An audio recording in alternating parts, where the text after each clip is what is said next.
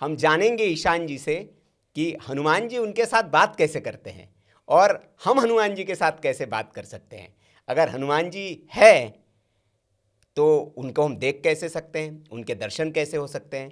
बहुत सरल सरल उपाय आज ईशान जी हमें बताएंगे। बहुत बहुत स्वागत है ईशान जी आपका, आपने हमें समय दिया।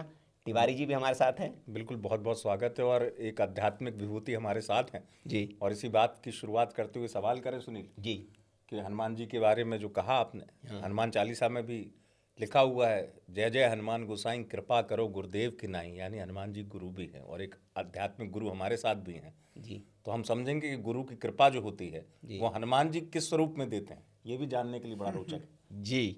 तो ईशान जी, सबसे पहले जो दर्शक हमारे साथ जुड़े हुए हैं, ईशान जी के बारे में बहुत ज़्यादा बताने की ज़रूरत नहीं है। जैसे मैंने कहा कि हनुमान जी से वो सीधे बातचीत करते हैं और ईशान जी कहते हैं कि जो कुछ वो कर रहे हैं वो हनुमान जी की कृपा से, हनुमान जी के मार्गदर्शन में कर रहे हैं। तो नए जो दर्शक हमारे साथ जुड़ रहे हैं उनके लिए ईशान जी क्या है? हनुमान जी के शिष्य। मैंने शुरू में एक लाइन में। हाँ, इसलिए मैंने कहा एक गुरु हनुमान जी स्वयं हैं, तुलसीदास जी ने भी कहा, और आप कह रहे हैं कि आप उनके शिष्य हैं। तो उनके शिष्य के रूप में ही जी जो भी वे करवा रहे हैं, उन्होंने एक ही काम के लिए चुना, जी और वह काम है कि राम के चरित्र को जी उन रहस्यों के साथ उद्घाटित करना जी जो अब तक अनछुए रह गए, अनकहे रह गए। जी तो उन अनकही पर जो है, जी वो जो कह रहे हैं हनुमान जी, हम्म उसका प्रमाण मैं नहीं हूँ, बल्कि वे भक्त हैं जो इन आध्यात्मिक उपन्यासों का अध्ययन कर रहे हैं। जी उनका कहना है कि हमने जीवन भर राम की भक्ति की, लेकिन जैसे ही हमने वचन आध्यात्मिक उपन्यास का अध्ययन किया तो पहली बार प्रभु श्री राम का एक ऐसा नया रूप हमारे सामने आया जिसे हमने आज तक नहीं देखा था, जी न जाना था। जी तो ऐसा क्यों हुआ? कहते हैं ना, हरि अनंत हरि कथा अनंता। बिल्कुल।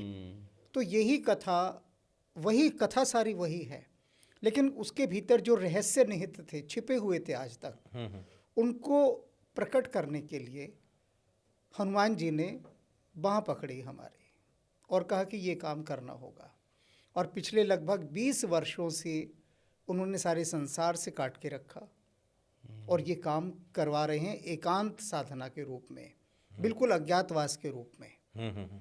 और इसी क्रम के अंतर्गत उन्होंने हिमालय के अनेक महायोगियों के साथ रखा, साधु सन्यासियों के साथ रखा। और ये जो सारा का सारा, अभी मैं जो भी कुछ कह रहा हूँ वो मेरे शब्द हैं। हनुमान जी ने कहा जो भी कुछ तुमने पाया है, जो भी कुछ, उन सभी को इन आध्यात्मिक उपन्यासों में समाहित कर दो, क्योंकि जो भी वास्तव में प्यासा है वो जल की सुगंध पाकर उसे खोज लेगा। जल की भी सुगंध होती है, बिल्कुल सही। सारे पशु पक्षी जल को सुगंध से पहचानते हैं। तो वो जो इसके भीतर, रेगिस्तान के भीतर वो जो सरोवर है, वो जो सरस्वती राम कथा की बह रही है, उसके माध्यम से हनुमान जी ने वर्तमान युग के उद्धार की बात कही है। बिल्कुल सही बात है। जैसे भी आरंभ में आपने कहा जी कि शक्ति पाने के लिए लोग कितने व्याकुल रहते हैं, वो सत्ता में शक्ति खोजते हैं। तो इस चीज़ का निवारण हनुमान जी ने सबसे पहले सुग्रीव के भीतर से किया। रामबाण जो आध्यात्मिक उपन्यास है जिसमें हनुमान जी का प्रवेश होता है, ये शायद 8वां खंड है। उस 8वें खंड में हनुमान जी का प्रवेश होता है, वो पहली बार प्रभु श्री राम से मिलते हैं इस आध्यात्मिक उपन्यास में। तो उन्होंने अपने मिलने का जो वर्णन करवाया है हनुमान जी ने, उसको लिखने के बाद मैं भी ठगा सा रह गया, मंत्रमुग्ध, बिल्कुल अवाक, स्तब्ध, जो वर्णन उन्होंने करवाया।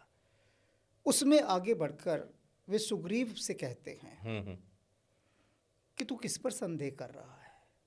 सुग्रीव निरंतर राम जी पर संदेह करता रहा, निरंतर। और सुग्रीव को हनुमान जी से बहुत ईर्ष्या हो गई थी। अच्छा। सुग्रीव ये हनुमान जी ने सारा बताया। कहते मैं तो उसका मन पढ़ सकता हूँ। उन्होंने ले जाकर मुझे समाधिस्थ अवस्था में, जिसको ट्रांस कहते हैं, सुग्रीव के हृदय में ले जाकर खड़ा कर दिया और कहा देख, इसका हृदय पूरा का पूरा देख। और उसके पूरे हृदय का चित्रण उन्होंने करवाया, ऐसा चित्रण कि जो सुग्रीव के मन के अंदर प्रवेश कर जाता है, वो पाता है कि ये तो सुग्रीव तो मैं ही हूँ और कोई है ही नहीं, मैं ही हूँ। और जिस समय सुग्रीव वापस किष्किंधा लौट जाता है राजा बनकर, हाँ। तब वो सत्ता के अंदर शक्ति खोजता है। और हनुमान जी जिस तरह से उसे वहाँ पर धिक्कारते हैं, जिस तरह से, वो बहुत ही मतलब अत्यंत मार्मिक है। मर्यादाओं का कितना ध्यान रखते हैं हनुमान जी। इस बात को जानते हैं कि मैं सुग्रीव का सेवक हूँ, उनके सेनापति थे, मित्र भी थे। सुग्रीव राजा है, तो एक राजा को किस प्रकार से अनुशासित करना है, किन शब्दों के माध्यम से अनुशासित करना है, जी। मर्यादित भी हो, मैत्री भी हो, सब कुछ हो। तो वो जो हनुमान जी ने रूप दिखाया, उन्होंने कहा कि देखो, मुझे श्रेष्ठ अभिनेता का यहाँ पुरस्कार मिलना चाहिए, बेस्ट एक्टर का अवार्ड। क्योंकि हनुमान जी जो एक्टिंग करते हैं ना, बेमिसाल। तो उन्होंने दिखाया कि देखो मेरी एक्टिंग देखो।